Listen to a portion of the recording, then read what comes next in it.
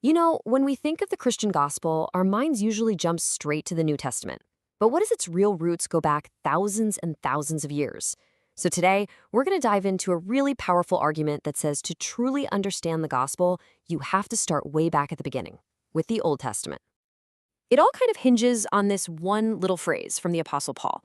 Right at the start of his most important letter, he says his message isn't new at all. In fact, he claims it was promised ages ago in the ancient scriptures. And that one simple statement, well, it opens up a huge question that's going to guide our whole explainer. And here it is. This is the central mystery we're unpacking today. I mean, if the plan for salvation was set in motion right at the dawn of humanity, why the 4,000-year wait? Why all those long ages of history, of struggle, and what often feels like silence? So was this huge time gap some kind of flaw in the plan, or was the delay itself actually part of the plan? Let's dig in.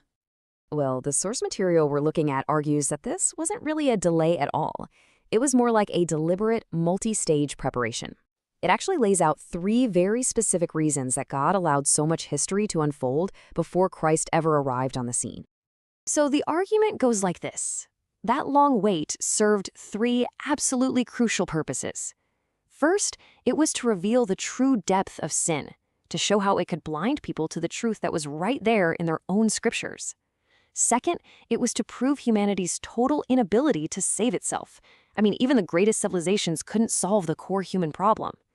And third, it was to demonstrate God's sovereign control over all of history, showing that he is always in charge, even when he seems silent. Okay, so if that helps explain the why then, it immediately brings up another question, right? Why was the Apostle Paul so obsessed with the past? Why didn't he just focus on this amazing new thing God was doing in Jesus? Think about it. Everywhere he went, Paul's method was exactly the same. He argued from the scriptures. He was constantly connecting his message about Jesus back to these ancient texts, making them the absolute foundation of his entire case.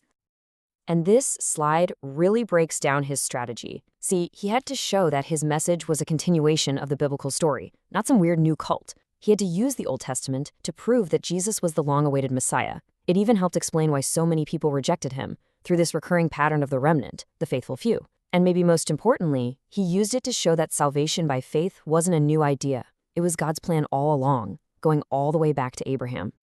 And this right here, this illustrates the central conflict perfectly. The popular expectation at the time was for a warrior king, a political hero who would crush their enemies. But Paul had to use their own scriptures to show them that the prophecies actually pointed to something totally different, a suffering servant. The idea that the Messiah had to suffer was a radical, shocking message, and he could only prove it by going back to the Old Testament. So ultimately, Paul's argument boiled down to this. Jesus wasn't just a fulfillment of prophecy. He was the fulfillment of all of it. Every single promise God ever made found its ultimate yes and amen in Jesus Christ. Okay, so this brings us to our final and maybe most important question. Why does any of this ancient history matter for us today? Because this isn't just some academic exercise. Viewing the Bible as one unified story, well, it radically changes how we understand everything, from who God is to what salvation even means. This unified view gives us three core principles. First, the Bible is one story, complete and authoritative. Second, the Old Testament isn't optional for Christians, it's absolutely essential. And third, the New Testament fulfills the Old. It never, ever contradicts it. For example, take the cross. Without the Old Testament, it might just seem like a tragic story of a good man being executed, with God just forgiving the cruelty. But when you bring in the Old Testament context of sacrifice and justice, it becomes this powerful, incredible act of God himself providing the perfect sacrifice needed to deal with sin. And that just changes the whole game. Salvation is no longer just about being forgiven, it's about God's righteous law being fulfilled in us through Christ. The law isn't discarded, it's satisfied.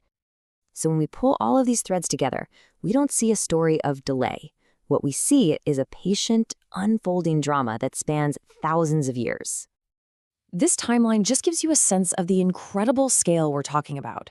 From that very first promise back in Eden, through Abraham, Moses, the prophets, all the way to the arrival of Jesus, God was patiently building his story, piece by piece, over 4,000 years. And here's the real takeaway. According to Paul, this long, winding history was written down for our learning. Seeing God's incredible faithfulness throughout the Old Testament is meant to give us patience, comfort, and real, solid hope. I mean, if God worked his plan across 4 millennia, the lesson for us seems pretty clear, right? It's about trust. It's about learning to submit to a timeline and a wisdom that's so much bigger than our own, especially when things just don't make any sense to us. So we'll end with this challenge, this question that the source leaves us with. If we truly accept that God's ways are past finding out, how does that change our perspective on our own problems, on our anxieties, our unanswered prayers? How does it change how we see our tiny little place in his vast unfolding story? That's a question really worth pondering.